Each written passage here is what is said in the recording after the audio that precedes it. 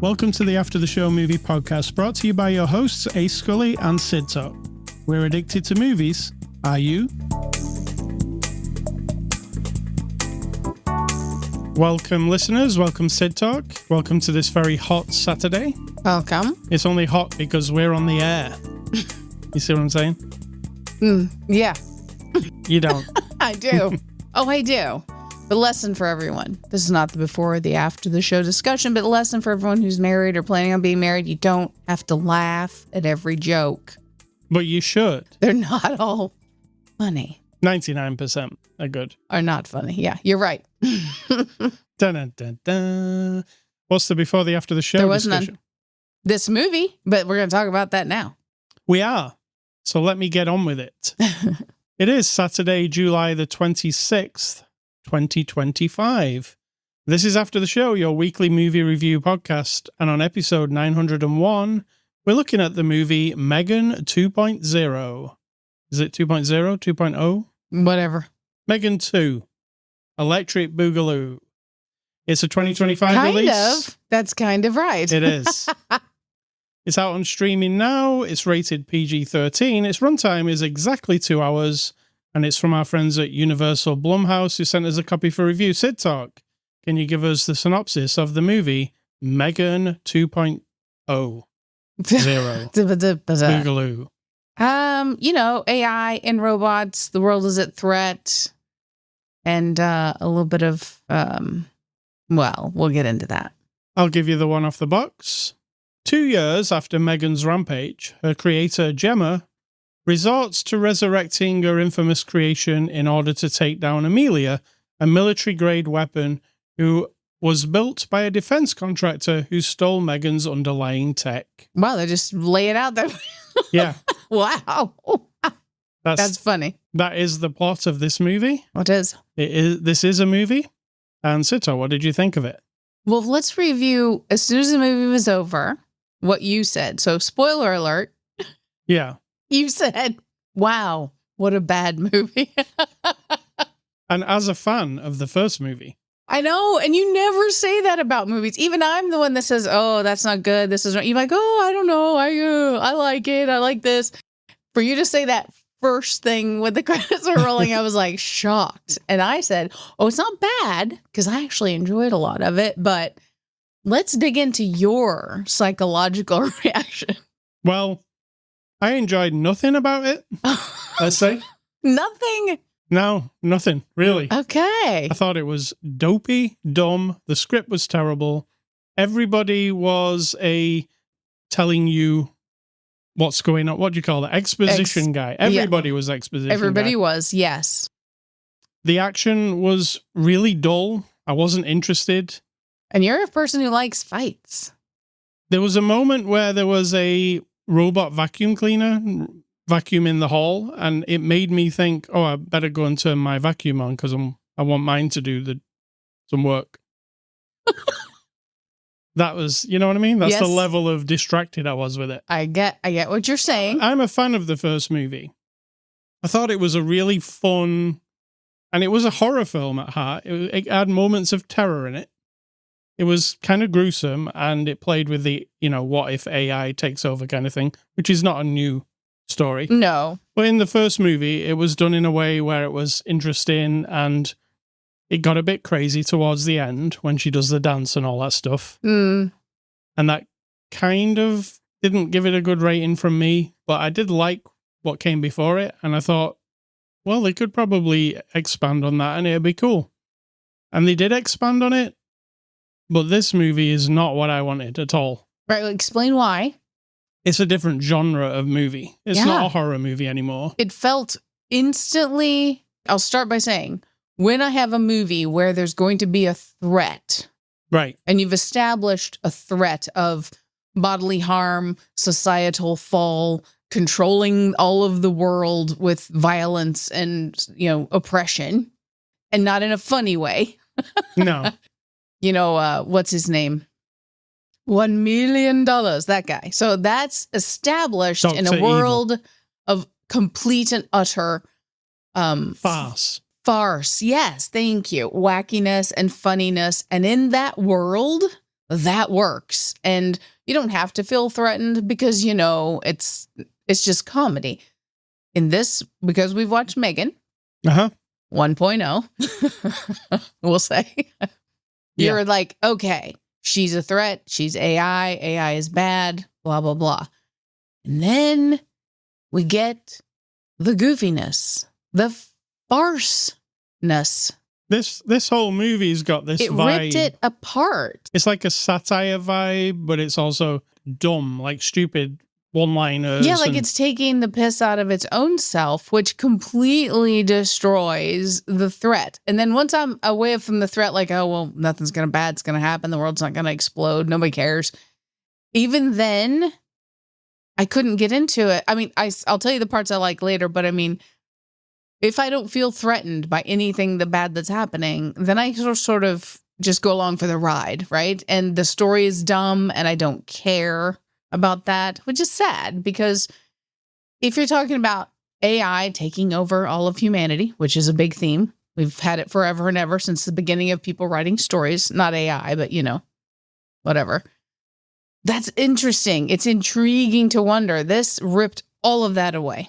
Terminator 2. It's like they wanted to do that style of movie, but they didn't have that kind of budget. So any of the action scenes that they try and do in this movie, including a car chase and a weird like hang glider parachute thing that they do. Oh, I knew you were cringing it's at that. It's all like cheap CGI, like it looks like a video game cutscene. It's just bad.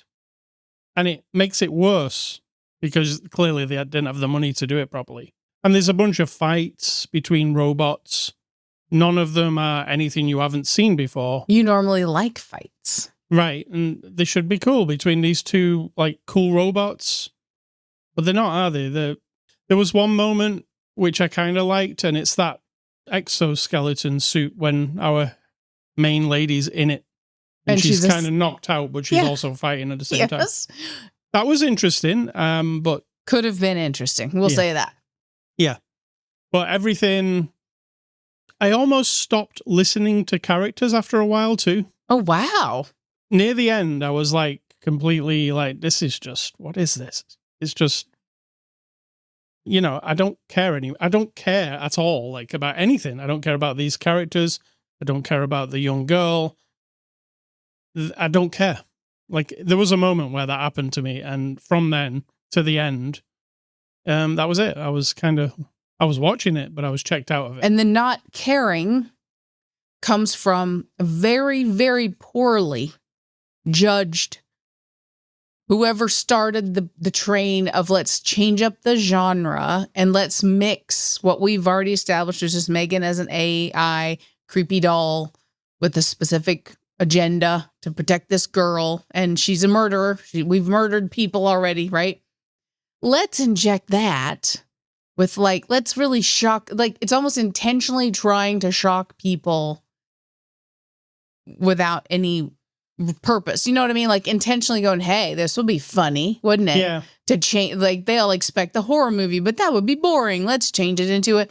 My problem with it is the comedy. And I put that quotation marks up because the guy who is the FBI guy is a fucking joke. And I mean that with the mustache. Absolutely out of place. It's unnecessary. Like he came from like Anchorman or something. Absolutely from Anchorman. Yeah. It was insulting. Now, then you contrast that with Amelia, who I loved. See, I liked Amelia. She's the other AI robot lady.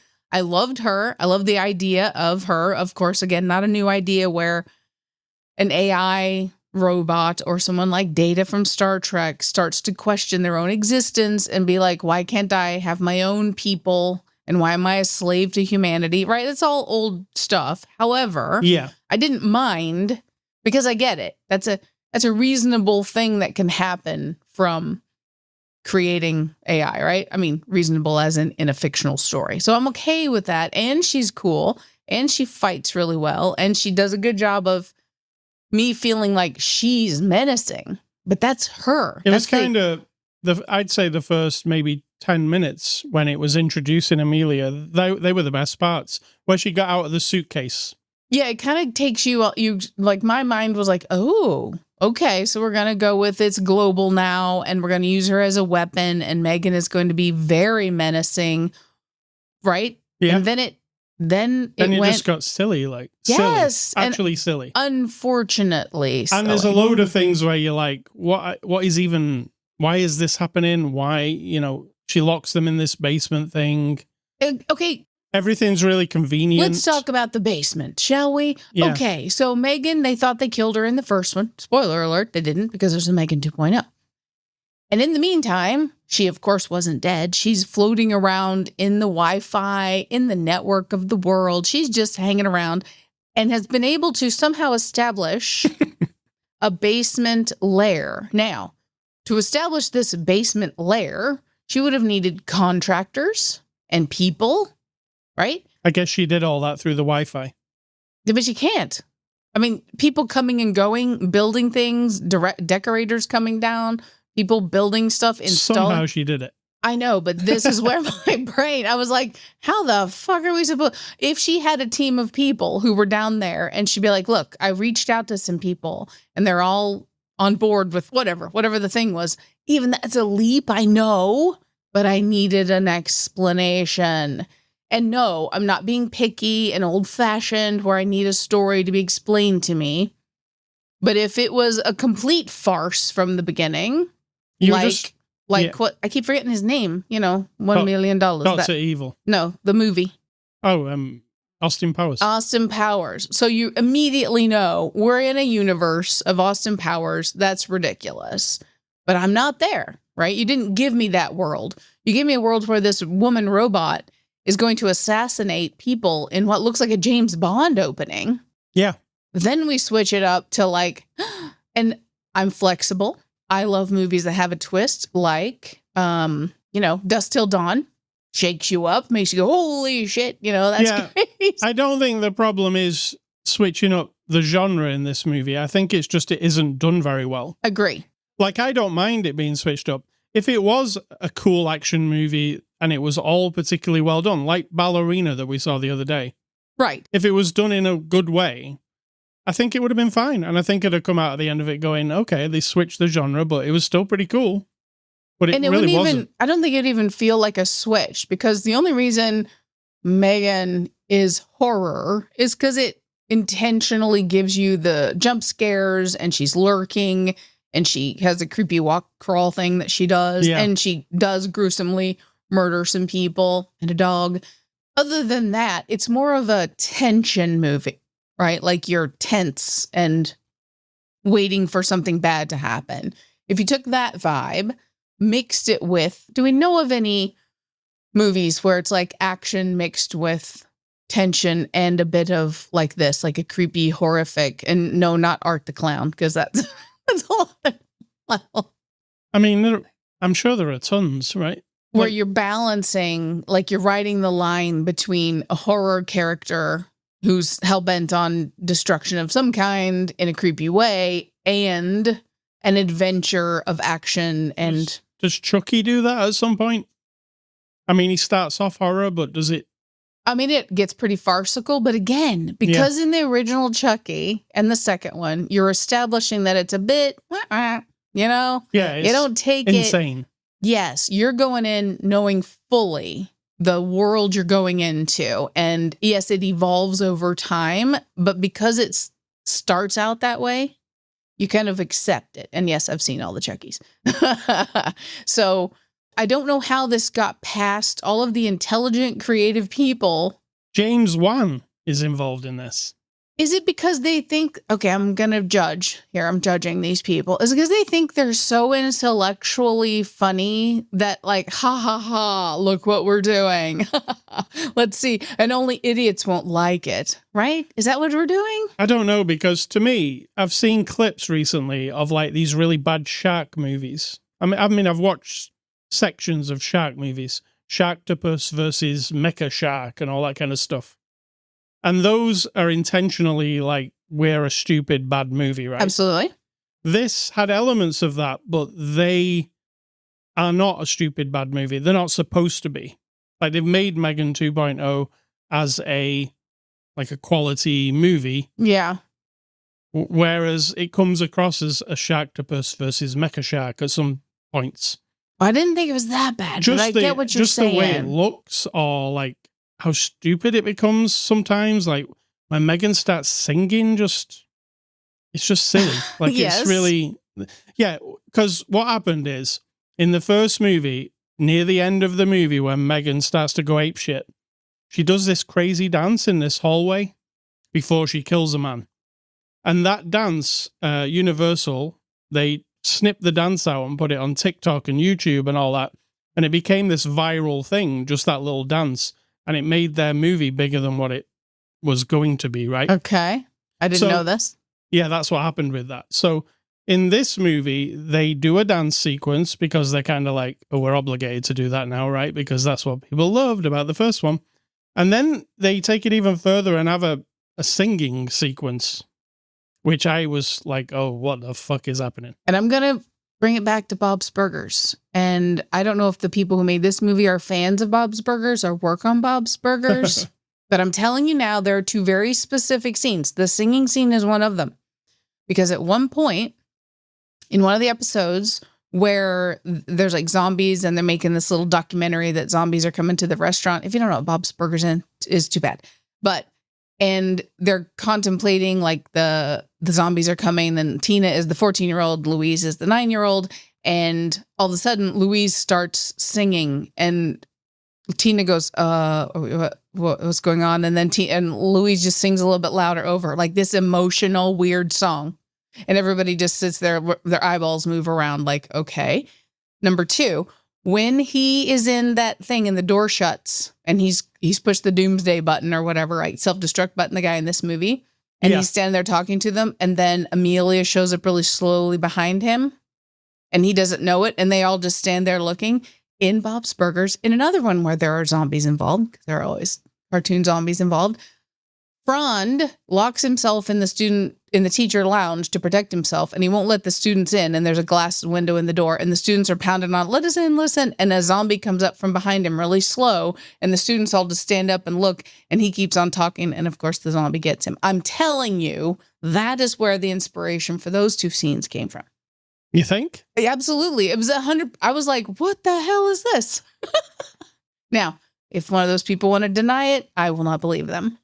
It lost me in a few parts, and those were two of them. I expected a dance. It wasn't quite as good even as the first dance. I disagree. I like this dance. So we're going to disagree on a few elements. And the singing, I enjoyed it. I was like, kill me now. The singing was, I had to get in my mind to justify that Megan is starting to explore that she wants to be better and she's not a murderous creature or a robot. And the only way she can understand feelings and emotions is everything that's input to her from the world on the network, right? Which includes all of music. And so they're having a conversation about how our leading lady doesn't think she's a good enough mother to her niece because she has to raise her niece. And then Megan's mind pulls up the lyrics to a song that kind of speaks to that, and then she just sings them. So yes, it's ridiculous, and yet I could dig deep and figure out where they were coming from. Yes. Real deep. All right, let's get on to the cast. Alison Williams returns as Gemma. What do you think? I don't know. I don't like Gemma. I like Alison Williams in Get Out. Yeah, I don't like Gemma, though. Right. I don't like this aunt. She's I don't like her. She doesn't even feel like a real person, to be fair. And they've explained like she doesn't acknowledge her team. I don't know. She's over. I don't know. I never liked her. I didn't even think I liked her in the first one. I thought she was sort of like... You didn't. In fact, I listened to the first podcast we did on this, and you didn't like her at all. So the actress lady is consistent. Yeah. Because she plays her the same way, but I don't like that character at all. But she does it just fine. And we've got Violet McGraw as Katie, the teenage girl. She's good. I feel like she's very affected in the way that she speaks with her lips sticking out at I did notice that. There's like one scene where she's just poking her lip, and I was like, please somebody tell this child Maybe that that's she just doesn't how have she to. talks. It isn't, because in other scenes where she's more relaxed, she's not doing that. She was doing exposition woman at where the lips were sticking out. Oh gosh, yes. Yeah. Amy Donald plays Megan, and the body of Megan and the voice of Megan are two different actresses. Oh, really? Okay. Yeah. So Amy Donald does the Megan body, and Jenna Davis does the Megan voice. Megan's really, I think it's a cool character, Yes. but not in this movie. It's cool as in she's cool. I like the way she looks. I like the origin story of her. She's nothing new, an AI robot that is created for one purpose and then tries to find her own purpose. I mean, that's not, but I like her Willy digital voice and that. I don't know if I liked it the first time, but I didn't mind it this time. The voice it wasn't quite as, in this one, it was a lot like the voice from Half-Life 2. Oh, yes. Yeah, super digital. But in the first one, I don't think it was as crazy as that. What was the deal with like Megan having like a digital face and Amelia actually just looking like a woman? I think because they made her as that in the first one. Amelia was an upgrade. Well, Amelia also hasn't been established, so we can use an actress Right. for that, whereas the doll from the first one. Well, And then she even argued, and I like this, they're building a new Megan because her body's gone, and she says, do not change my face. And so she had the opportunity to be different. So I like that. I thought that was kind of interesting. we've got Ivana Sakno as Amelia. Now, she is really good, the actress. Yeah, I liked her. And when she's actually playing a robot and she does all the, the moves and everything. Yeah, it's very creepy. Yeah, and she actually does a lot of fight scenes. But again, she's underutilized for what she is. You're going to say she's stuck in a movie where she's better than the movie. Yeah, for sure. Absolutely. Yeah. Jermaine Clement plays Alton Appleton. Jermaine's playing this, I'm a big fan of Flight of the You are. Conchords. So you're Jermaine's biased. playing this real farcical character in this one, though. Yeah, he's got the pinky to the edge of his mouth. Yeah, it's literally that, yeah. It's the billionaire, like, idiot. He was a bit of an idiot, wasn't he? Yeah. Even when she scanned him, the robot, it said barely intelligent or something at the bottom. No, he's attracted to women who are barely intelligent. Right. Yeah. I like Jermaine, but I didn't find him funny in this. No. He doesn't last very long, to be fair. It was unfortunate. There's maybe a Flight of the Conchords reference, but I might have been just looking for something. Oh, no, I don't doubt it. If I found 2 Bob's Burgers, you can definitely find a Flight of the Conchords. Well, he makes a phone call and he says, Murray? And he's Absolutely. talking. Yeah, and Murray was his agent in Flight of the Conchords. So maybe. I think so. 100%. I mean, there's no doubt there. Yeah. Directed by Gerard Johnston. He directed the original movie, Megan. I mean, the directing's not bad. The directing's fine. There are things it does that look chintzy sometimes, though, in a big way, like cinematography-wise. You mean just lacking in composition and lacking design? in, like, any grounding in reality. Like, well, that that's car special chase effects. was like, what the fuck? Yeah, but that's special effects, isn't it? That's not directing so much. Yeah, but it's like I'm turning a blind eye to this terrible special effects. As a director, it's your responsibility to stand up and look at everybody and go, hey, everybody, this is really shitty. This car that is driving down the road doesn't even look like a car in this world. It looks like a racing game, like Forza or something. I mean, he's supposed to be this billionaire's little toy in his garage, but but it still. doesn't seem to have the physics of everything else. Agree. It's just, yeah, I wasn't into that. Oh, hold on. We're having a cool car chase in a sports car. I love that. Oh, hold on. We're not really, are we? This is terrible. All right. So IMDb reviews, what are those? Well, those are reviews. You're probably going to find a few today, 1 stars of people who didn't love this movie and people who are going to not love it as even less than we loved it. It actually gets 6.1 overall, over average, which I was thinking, surely this is like a 3 on IMDb, but hey, some people like it. All right, number 1 in the 1-star reviews. There are 17 1-star reviews. Okay. The first guy says, absolute trash. I honestly thought Megan 2.0 was terrible. They completely changed the tone from horror to action, and not in a good way. It felt like every tired action movie cliche stuffed into one film. The villain was painfully obvious from the start. I also must mention that guy had villain written on his face. Absolutely. Yeah. The CGI looked cheap, and the jokes, if you can call them that, are totally flat. See, I agree in this instance. Agree. Yeah, the villain was supposed to be like one of those There dudes was- at a corporation who is just blinded And by... there was a moment where there was a reveal of the villain, and I was like, come on, don't act like we didn't know. Exactly. Yeah, it was stupid. So, also, second guy says, the real horror of M3gan 2.0 is the movie itself. All the original charm, suspense, horror, and cinematography were replaced with Terminator-like robots spewing out tech jargon. Quick, hack the Wi-Fi so we can pair with the robot to decrypt its quantum algorithm. That is actually a line from the movie. Or, why not scan that guy's retina so you can hack the power grid? Yes. Right on. If you want to watch 2 hours of robots beating up security guards and employees, this is your movie.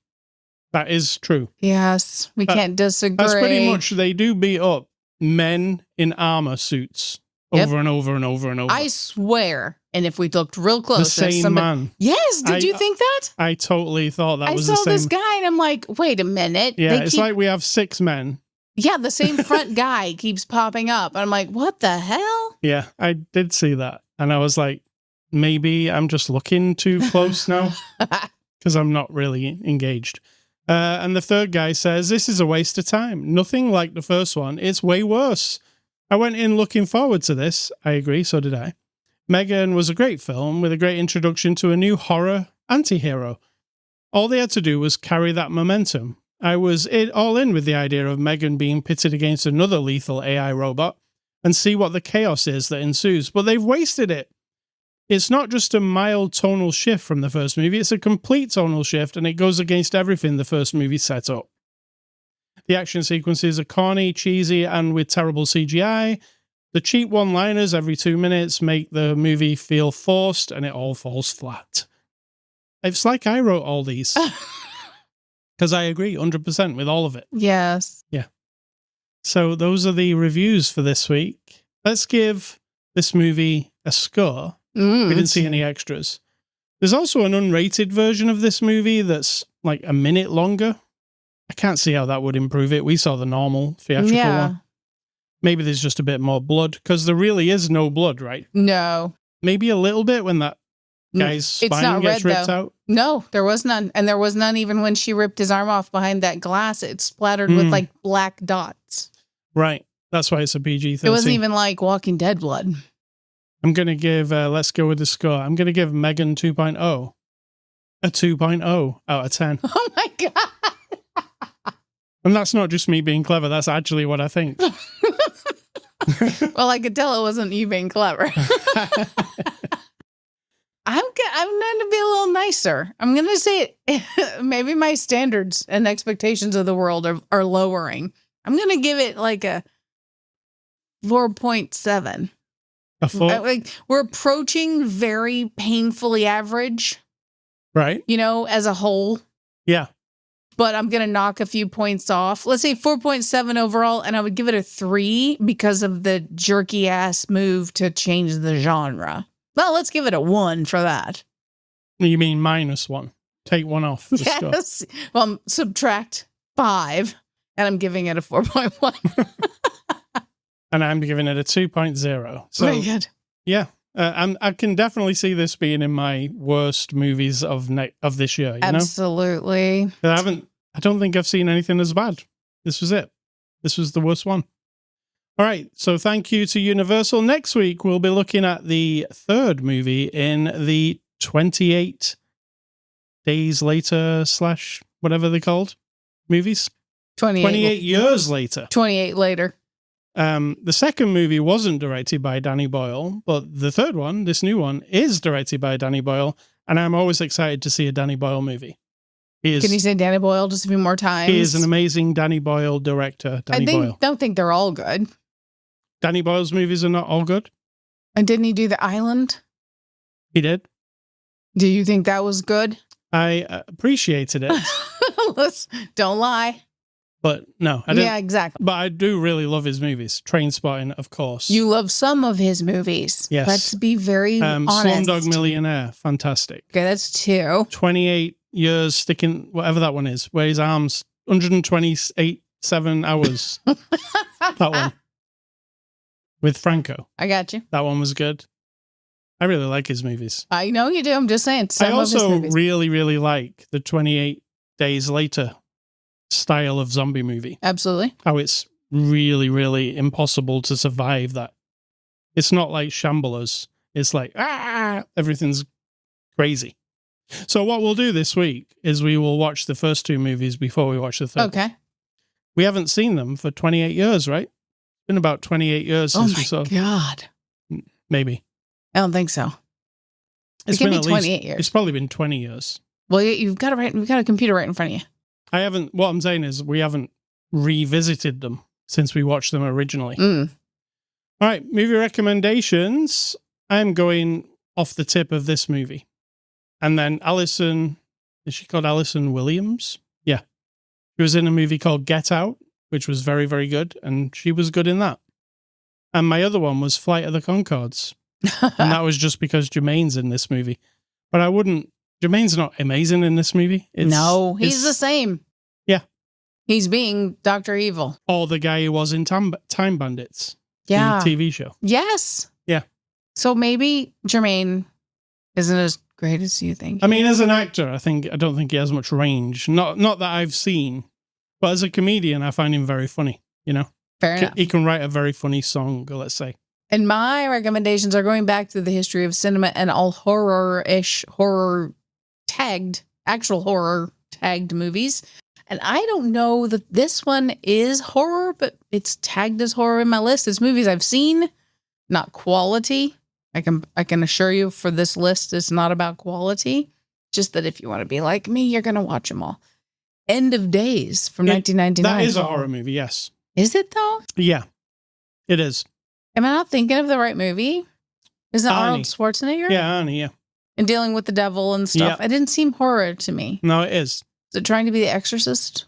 Yeah, kind of. With action? Arnie and Exorcist. More like an Exorcist 3, but with action. You mean they were trying to crush two genres together? Oh my God. And then we have Ravenous with Begbie. Yeah. I don't think it's great, but it's gruesome, I think. Blair Witch Project, which some people hate and some people really love. I still actually really love it. I enjoyed it at the theater. It didn't bother me with the wiggling. I think it would bother me now. I would find it pretentious and annoying, but I liked it then. It was 1999. What can I say? I was a different person. It was half my life ago almost, right? Lake Placid, which now we see shown on the streaming. Yeah. It's a chintzy horror movie channels all the time. Feature. Yes. Yeah. It's fine. It's got all the things, you know. Yeah. And Stigmata, another one with the devil and I'd stuff. put that one in with End of Days. Wasn't that Alabama? Yeah. You know, from True Romance. Yeah. Yeah. It's not great either, but I've seen it. And so I'm telling you about it. There was a period of time where we made loads of church movies, like Satan demons, and stuff. churches, all that stuff. Creepy stuff. You know, churches and demons. All right, Scully stuff. Talking of creepy stuff, I've been playing a game called Vile Exhumed. Vile as in VILE, like, ugh. Okay. Gross. All right, so this is a weird one because I've really enjoyed this game. It's very, very short. It's made by one lady, and you've probably never seen a game like this, but the genre of game is, when you boot it up, it's like you found an old laptop and you're in it, and you can fish around in the laptop looking at stuff. You get what I'm saying? Yeah. So the laptop basically contains somebody's lives, and there's a story within the laptop. So first you'd have to get into the email and start reading all the emails, and then the emails cross-reference like web pages that have been looked at, and then you start going down this rabbit hole of what's going on here. And what actually is, I don't want to spoil it, but just the synopsis is a adult film star has been murdered, and this laptop contains everything that you need to know about it. It hasn't been solved. You've got to solve it. Okay. It's very controversial. So controversial, let me say. I got a copy of the game probably 3 weeks ago for review. And when the day came when I was allowed to talk about it, that NDA, it was supposed to come out on Steam. And to this day now, it has not come out on Steam. Steam won't approve it, the lady's saying. because it's too intense, they're saying. Now, right, but what does that mean? I'm not going to tell you what happens in this game. Okay. I have played it, and I feel like what you need to know, you need to experience it yourself. Unfortunately, you can't buy it yet. Now, what she said today is, hey, everybody, maybe we should have known after plenty of creators told us that our game was too intense to review, that we might run into issues releasing this game on Steam. We've been waiting for build approval for about a month, and since we haven't received any updates, we wanted to go ahead and let everybody know we have to delay the game. It would be ideal to have a date to give, and we've got our fingers crossed that that'll be soon, but until Steam approve our game, it's not something we have any control over. You'll know as soon as we do, we'll pick a new date if we can get Vile approved. We're as disappointed as you are, so thank you for the understanding. Final Girls Games and Dread XP. So, as it stands, it is not on Steam. I have it on Steam, and then when I can play it on Steam, but then when I click, go to the store page, there is no store page. So, we have to wait, I guess. It's a really cool game, and if you're into horror, because it is from the Dread XP people, this is a game that you'd really get something out of. It actually references old, because takes place in the 70s. No, it doesn't take place in the 70s, but there is references to the 70s.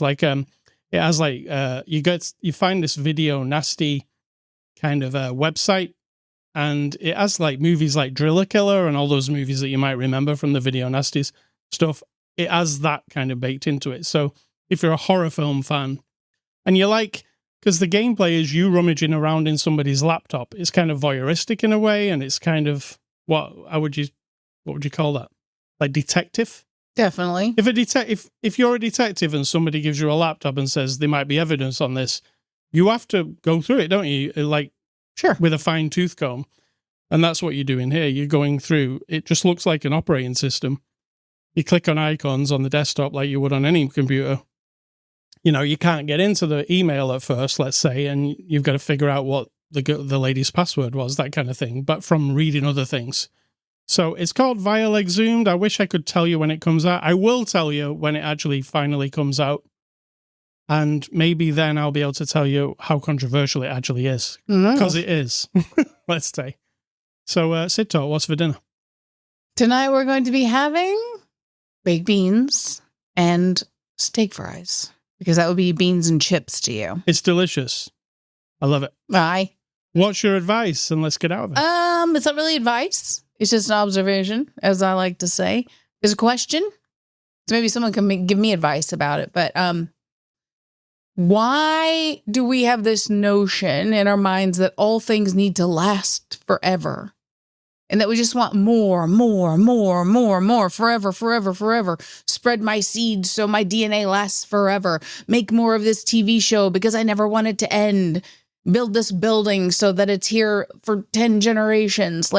Why do we have that? Because if you look at nature, which everybody seems to pretend we're worshiping nature. Oh, you got to go outside. Nature is everything. Nature tells you everything you need to know. Well, nature tells you that, death is the food of life. That's an end. I'm not saying death is good. Don't get me wrong. I'm not hey, yeah, because it's horrible. I get it. But the end of something is the beginning of something else. And I don't mean just people dying and animals dying and plants dying. I mean the end of an idea, when it's run its course, the end of a method, the end of a way of doing things can go away to make room for something new. It doesn't need to last forever. And I think of things, and it's just my brain. I realize, I told my friend this week, and I told you, I've figured out about myself with art. I like making art things, right? I do creative things. I'm doing one right now as we're talking, designing a little banner thing to make for a parade. I love temporary. I love it. I dig the idea that I'm going to make this banner. I'm designing it. I'm going to draw it on a big piece of paper. I'm going to take my time to make it look nice. And, I draw letters pretty good and all that kind of stuff. And then when they're done with it, they're going to crumple it up and throw it in a trash can. I love that. It will serve a purpose. There will be photos of it, which can last forever if people want. or not. It serves a purpose for that moment. As someone was excited about asking me to do it, and she thought about the design, and then she'll be excited when she gets it. They'll be having fun when they put it together and do the parade, and then it's done. And then there's room for another thing. This banner doesn't have to live forever. I remember making a banner for a family reunion many years ago, and it was up on the wall. And my mom always loved every single art thing that I ever made. You know, any of us, any of our children, we're all geniuses, of course. I mean, we are. What can she say? But this one banner, the little boys were helping us clean up the room after everybody was leaving. And I said, oh, you can just tear that off the wall. And she's like, no, don't tear it up. And I said, it's paper and magic marker and crayons. She's like, but just look at it. It's beautiful. I said, it's fine. I'll make another one. So next time, it has the year on it. We don't need to save it. So the little boys had a lot of fun tearing it off the wall and crumpling it up and everything, you know. And she was like heartbroken. I was like, I'll make more. So maybe in me, I just don't have this. I don't know how that tangles into anything, but it's okay if you see in the world that you don't feel like everything needs more of the same thing, the same way of doing. I mean, if it works like a method of solving a problem, like how to grow a tomato or something, but there's 10 ways of doing it, make room for all 10. Right? There isn't just one that has to last forever, unless it is literally the only one that works efficiently. But I think you get what I'm saying. I do. Thank you very much. The end. All right. Let's get on with this. I mean, let's get out of it. That's what I mean. Let's get out of here. All right. ascully.com. It's the place you can go to get this podcast. You can also go to Twitter, Instagram, and Blue Sky to find us on social media. ascully.com, Spotify, iTunes, Amazon Music, YouTube. Those are the places you can go to find the podcast as well. Email feedback to me, ascully@ascully.com. Don't email Cidtalk. She does not want your email. And stay classy. I was going to say stay classy, Megan, but yeah. And I'm going to say, think for yourself, because if you're not doing it, definitely someone's doing it for you.